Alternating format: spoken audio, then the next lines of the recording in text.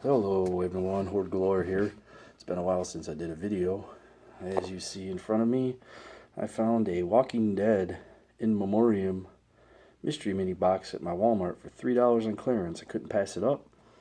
So let's go ahead and open it and see what we get. Alright. You see here's the back of the box. Sorry about the glare. There we go, that's better.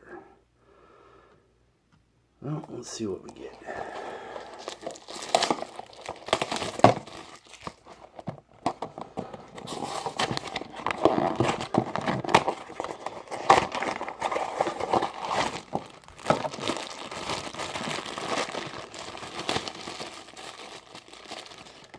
And it looks like we have a 1 in 24. I believe this is Sam.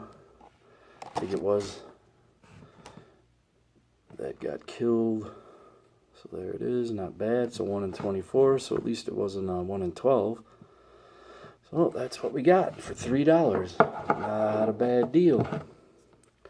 Alright, enjoy. There's going to be more videos coming up. I've been doing some hunts.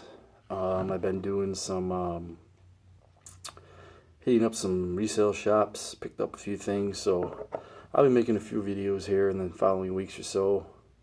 Alright, have a good one.